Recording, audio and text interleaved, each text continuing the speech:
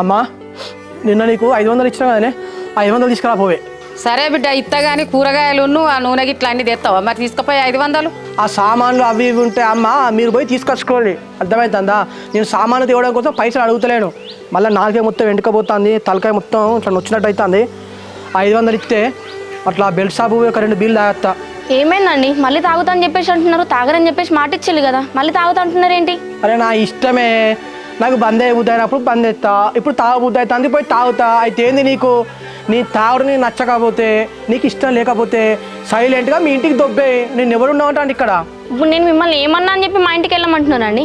అత్తమ్మ ఆయన ఏమన్నాడు? నేను మంచిగా జాబ్ చేసుకుంటా తాగుడు బంద్ చేస్తా అన్నాడా లేదా? ఆయన ఇప్పుడు మళ్ళీ తాగుతా అంటున్నాడు కదా. సరే ఆ రోజు చెప్పిన మాట విన్నారు కదా, మళ్ళీ ఇప్పుడు కూడా మీ ఇద్దరికి ఒక మాట చెప్తాను. నేను ఈ రోజు నుంచి బరాబరి తాగుతా, ఎట్లాంటి పని చేయను, ఇట్లనే జూలై లెక్క తిరుగుతా, ఉన్న పైసలు మొత్తం ఖర్చు పెట్టుకుంటూనే ఉంటా, అర్థమవుతుందా? అమ్మ దానికి నచ్చితే ఇంట్లో ఉండవాను, లేకుంటే ఇక్కడి నుంచే వెళ్ళామని చెప్పు, దాన్ని ఎవ్వరు ఉండవంటలేడు.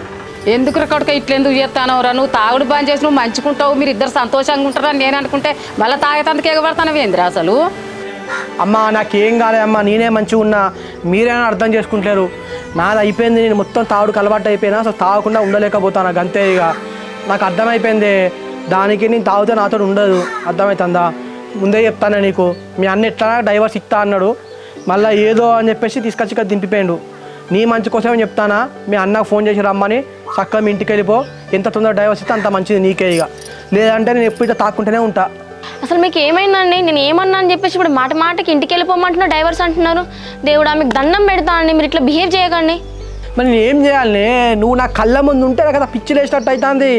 నువ్వు లేనప్పుడు నేను ఎంత మంచిగున్నా. అమ్మ అది వారం రోజులు ఇంటికా అంటే నేను ఒక్కరోజు తాగినానే, నువ్వు నా ఇంట్లో ఉంటే నాకు ఈ తాగుడు అలవాటు అవుతుంది. అందుకే కదా నేను ఇక్కడి నుంచి వెళ్ళిపోవే, నాకు విడాకులు అని చెప్తానా?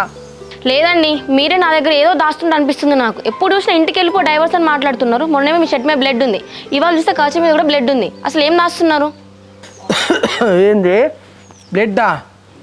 దోస్తులు అందరం ఆడ వాక్కడ కూర్చొని కోడిని కోసుకున్నాం. ఆ కోసేటప్పుడు ఆ బ్లడ్ అంటుంది కావచ్చు, దానికి నాకేమైతే అని చెప్పేసి అడుగుతాను. నువ్వు నాతో ఉంటేనే నాకు ఏదైనా ఒకటి అవుతుంది. నువ్వు లేవనుకో, నా అంత ప్రశాంతంగా ఉండేటోడు ఎవరు ఉండడు ఇక్కడ.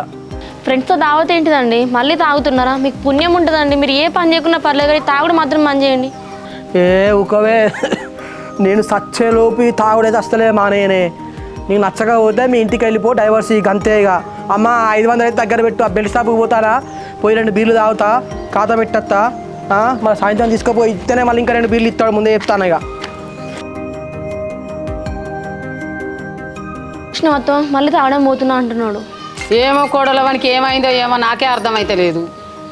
హలో చెల్లె, బాగున్నాడా నా ఇంట్లో? ఎక్కడన్నా? బావకి ఎంత చెప్పినా అస్సలు వింటలేడు. మళ్ళీ గొడవ అయింది, మళ్ళీ తాగుతాని చెప్పేసి వెళ్ళిపోయింది బయటికి. అవునానే చెల్లె, నిన్న సంతోష్ వచ్చి ఇంటికన్నా మాట్లాడండి, బావ నీతో ఉండడాటనే విడాకులు తీసుకుంటా అంటాడు. అవునా? ఇంకా సంతోష్ని మళ్ళీ ఇంటికి ఎందుకు పంపిండన్నా? ఎందుకు ఇట్లా చేస్తున్నాడు ఈయన? అదే నాకు అర్థమవుతలేదే చెల్లె. సరే కానీ బావ ఈ మధ్యలో నీకు ఈ టాపిక్ కొంచెం డిస్కషన్ చేసిండానే? ఇంతకు ముందు తాగుడు గురించి గొడవైందన్నా, దానికి నీకు ఇష్టం లేకపోతే వెళ్ళిపో, మీ ఇంటికి పో, విడాకులు ఇచ్చాయని మాట్లాడిండు. అదే చెల్లె, దానికి ఎట్లా పిల్లలు పుట్టారు, పిల్లలు పుట్టినప్పుడు నేను దాంతో ఎందుకు ఉండాలని చెప్పేసి విడాకులు కావాలంటాను ఆయన. అయ్యో దేవుడా, ఇప్పుడు నేను చేసుకుని నాకే వచ్చింది అన్న, ఎట్లా అన్నా ఇప్పుడు ఏం చేయాలి? అదేనే చెల్లె, నాకేం అర్థమయ్యట్లేదు. అసలు ఈ విషయం ఎక్కడ దాటిస్తుందేమో. ఇక ఉన్న విషయం అయితే అమ్మ నాన్నకు చెప్దాం అనుకుంటాను. అమ్మా నాన్నకు చెప్తావా అన్న? చెప్తే వాళ్ళు ఏమంటారు ఏమో, నాకు భయం అవుతుంది. మరి ఏం చేయాలి? నేను చెప్పొద్దని అనుకున్నా, బాబాయ్ విడాకులు అంటాడు. అమ్మ నాన్న తెలిసిందనుకో నన్ను కూడా తప్పుగా అనుకుంటారే. సరే అన్న, ఇంకా చేసేదేమున్నది, నా కర్మ ఇట్లా అయిపోయింది అనుకుంటా. చెప్పన్నా. సరే చెల్లె, బావ నిన్ను ఏమన్నా కానీ నువ్వు పడవే, ఎదురది చెప్పకు. నేను అమ్మ వాళ్ళకైతే నిజం చెప్పి వాళ్ళకి నచ్చ చెప్తానే, దీని గురించి అయితే నువ్వేమైతే వరి కాకు. సరే, నువ్వైతే బావని చక్కగా చూసుకో. సరే అన్న. అసలు ఈ నిజం ఇప్పుడు అమ్మ వాళ్ళకి చెప్తే వాళ్ళు అసలు ఎట్లా రియాక్ట్ అవుతారో ఏమో.